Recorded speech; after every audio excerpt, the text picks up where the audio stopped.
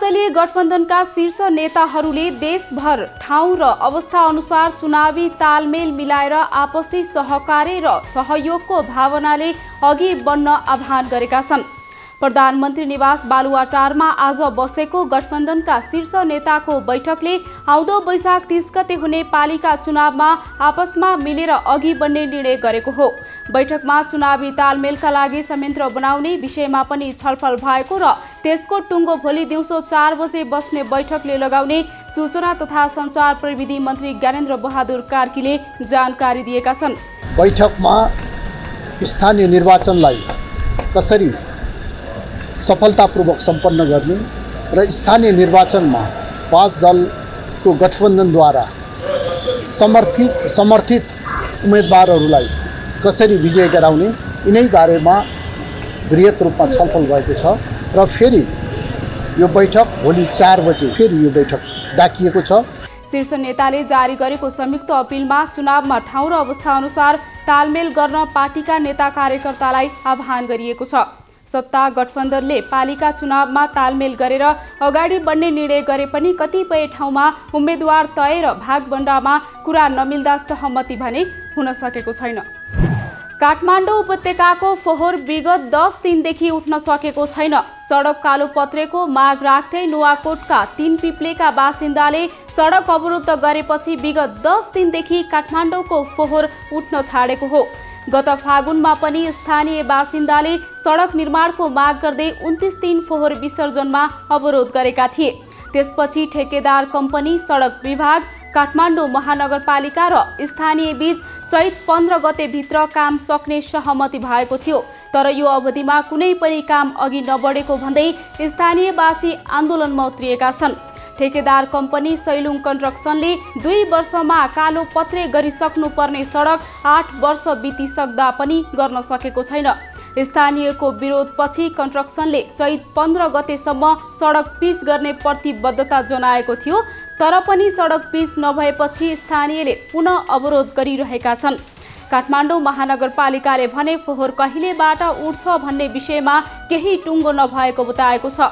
सडक कालोपत्रे गर्ने कार्य आफ्नो क्षेत्राधिकारभित्र नपर्ने भएकाले सम्बन्धित निकायलाई पत्रचार गरिरहेको महानगरको वातावरण व्यवस्थापन विभागले जनाएको छ।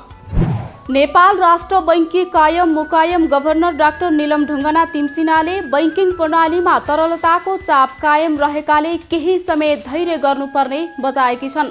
आज काठमाडौँमा भएको तेस्रो राष्ट्रिय लघु वित्त सदस्य सम्मेलनमा बोल्दै कायम मुकायम गभर्नर ढुङ्गानाले लघु वित्त तथा समग्र बैंकिङ क्षेत्र नै तरलताको चापबाट गुजिरहेकाले सबैले केही समय धैर्य गर्नुपर्ने बताएकी हुन्। तरलता तथा ब्याज दरमा आएको उतार चढावका कारण समग्र अर्थतन्त्र र नागरिकले पीडा भोग्नु परेको उनको भनाइ थियो। सधैँभरि सहज परिस्थिति हुँदैन, व्यापार चक्रको पनि साइकल हुन्छ। त्यो रूपमा चाहिँ हामीले बुझेर चाहिँ धैर्यता पनि लिनु आवश्यक छ जस्तो मलाई लाग्छ। निश्चय नै स्थिति सुधार हुन्छ। उनले समावेशी आर्थिक विकासका लागि नेपालमा भएका विभिन्न प्रयासका बावजुद पनि अझै कुल जनसङ्ख्याको 18% हिस्सा गरिबीको रेखा मुनि रहेको बताएकी छन्। कायम मुकायम गभर्नर ढुङ्गानाले लघु वित्तले गरिबी र लक्षित समुदायको आर्थिक पुनरुत्थान गर्न, लैङ्गिक हिंसा र महिला सशक्तिकरणलाई टेवा तथा आर्थिक असमानतालाई कम गर्ने काममा महत्त्वपूर्ण भूमिका खेलेको बताएकी छन्। प्रधानमन्त्री शेरबहादुर देउवाले नेपाल राष्ट्र बैंकका गभर्नर महाप्रसाद अधिकारीमाथि गरिएको निलम्बनलाई सही भनेका छन्। सोमबार बालुवाटारमा भएको सत्ता गठबन्धनको बैठकमा देउवाले गभर्नर अधिकारीमाथि गरिएको निलम्बन सही भन्दै बचाउ गरेका हुन्। काङ्ग्रेस महामन्त्री गगन कुमार थापा सहितले गभर्नरमाथिको कारबाहीबारे राखेको जिज्ञासामा प्रधानमन्त्री देउवाले अर्थमन्त्रीको बचाउ गरेका हुन्। तत्कालीन केपी शर्मा ओली सरकारले गभर्नर अधिकारीलाई नियुक्त गरेका थिए। सरकारले गत शुक्रबार गभर्नर अधिकारीमाथि विभिन्न आरोप लगाउँदै जाँचबुझ गर्न समिति गठन गरेसँगै उनी स्वतः निलम्बनमा परेका थिए। सरकारले गभर्नर अधिकारीमाथि विलासी वस्तु आयात रोक्ने लगायत नीतिगत निर्णय गर्नु अघि सूचना चुहाएको, बैंकिङ प्रणालीमा हानि नोक्सानी पुर्याएको, खराब आचरण गरेको जस्ता आरोप लगाएको छ। अर्थमन्त्री जनार्दन शर्मा र गभर्नर अधिकारी बीच सुरुदेखि नै मतभेद भएको थियो। एएफसी फुटसल एसियन कप छनौटमा नेपाल दोस्रो खेलमा ताजिकिस्तानसँग 11-1 गोलले पराजित भएको छ। ताजिकिस्तानसँग पराजित भएसँगै नेपाल समूह चरणबाटै बाहिरिएको छ। पहिलो हाफमा 1-1 बराबरीमा रोकिएको खेल ताजिकिस्तानले दोस्रो हाफ पुरै कब्जामा लिँदै फराकिलो जित हात पारेको हो। नेपालका लागि खेलको तेस्रो मिनेटमा आदिल हमिदले गोल गर्दै अग्रता दिलाएका थिए। खेलको राम्रो सुरुवात गरेको नेपालले दोस्रो हाफमा भने कुनै गोल गर्न सकेन। आइतबार उज्बेकिस्तानसँग भएको पहिलो खेलमा नेपालले 5-1 को हार बेहोरेको थियो भने अब नेपालले अन्तिम खेल मङ्गलबार अफगानिस्तानसँग खेल्नेछ।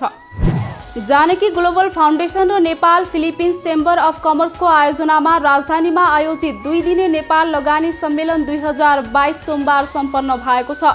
बिरकुटी मण्डप स्थित नेपाल पर्यटन बोर्डमा आइतबार सुरु भएको सम्मेलनले नेपालमा लगानीको चेतना अभिवृद्धि र वित्तीय साक्षरता अभिवृद्धि गर्ने अपेक्षा गरेको छ।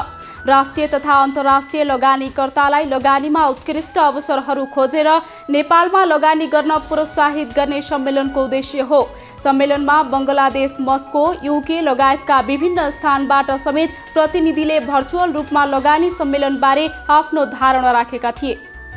युद्धका कारण यो वर्ष युक्रेनको अर्थतन्त्र झण्डै 45%ले घट्ने प्रक्षेपण गरिएको छ।